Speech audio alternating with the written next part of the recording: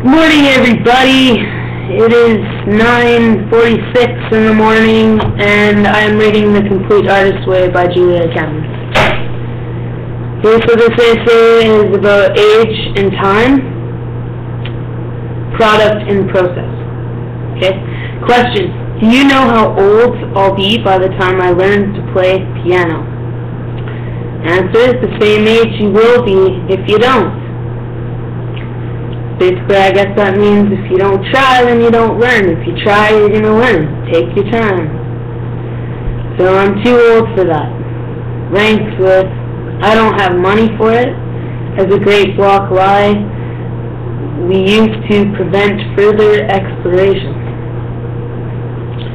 I'm too old is something we tell ourselves to save ourselves from the emotional cost of the ego deflation involved in being a beginner.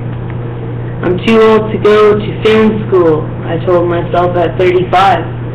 And when I got to film school, I discovered that I was indeed 15 years older than my classmates. I also discovered I had greater creative hunger, more life experience, and much stronger learning curve.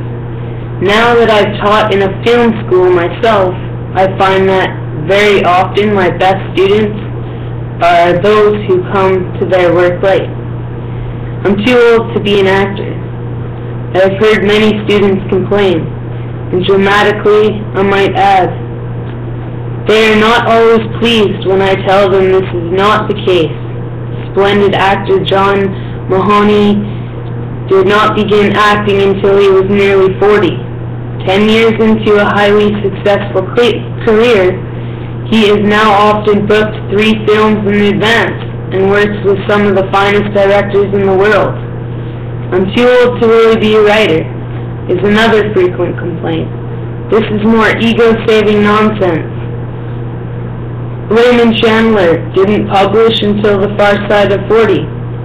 The superb novel Jules and Jim was written as a first novel by a man in his 70s.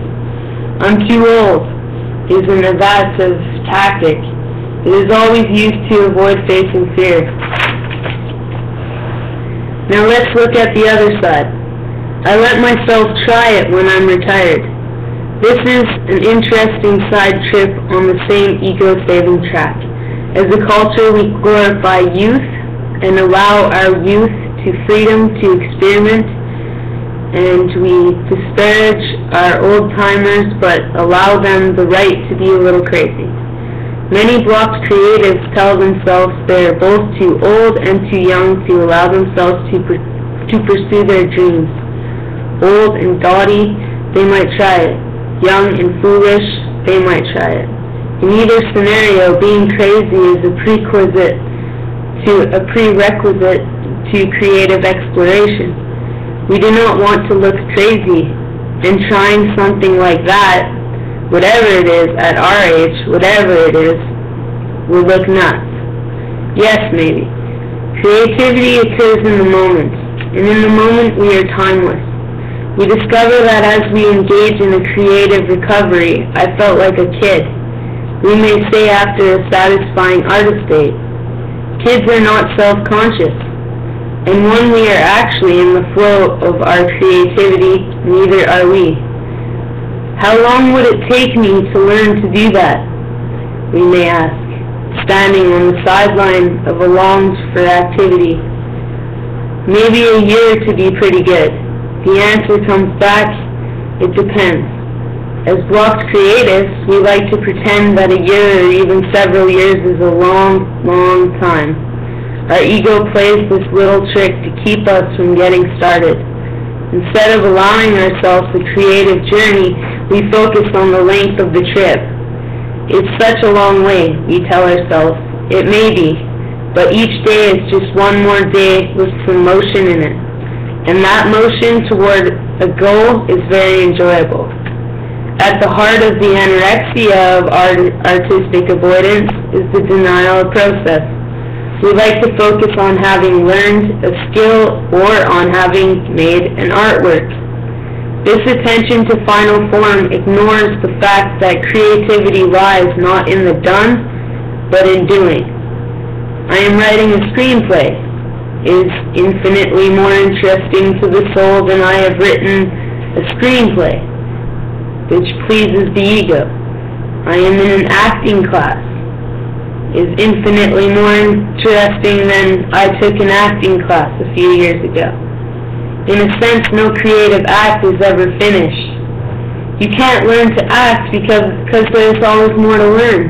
Arguably, you cannot even direct a film because you will always be redirecting it, even years later.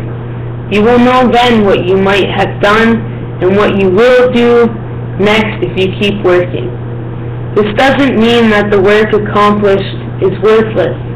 Far from it. It simply means that doing the work points the way to new and better work to be done. Focused on process, our creative life retains a sense of adventure. Focused on product, the same creative life can feel foolish or barren.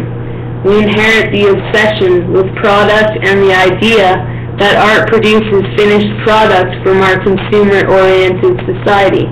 This focus creates a great deal of creative loss.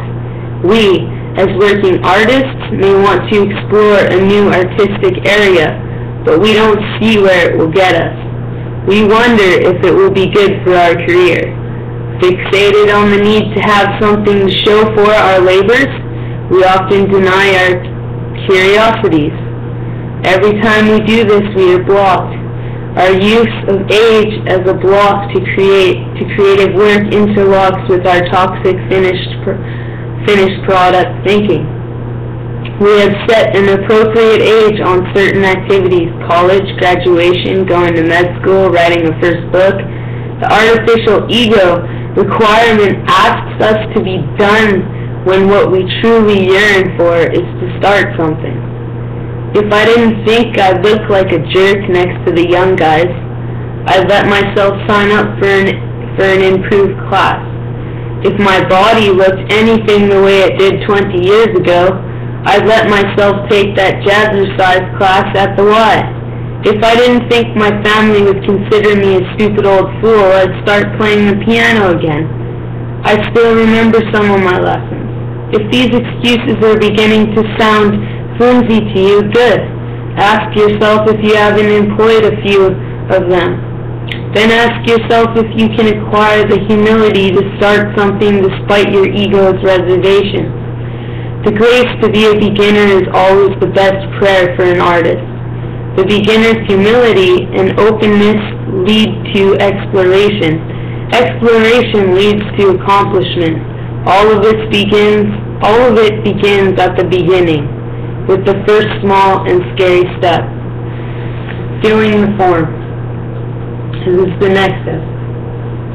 What do I mean by filling the form? I mean taking the next small step instead of skipping ahead to a large one for which you may not yet be prepared.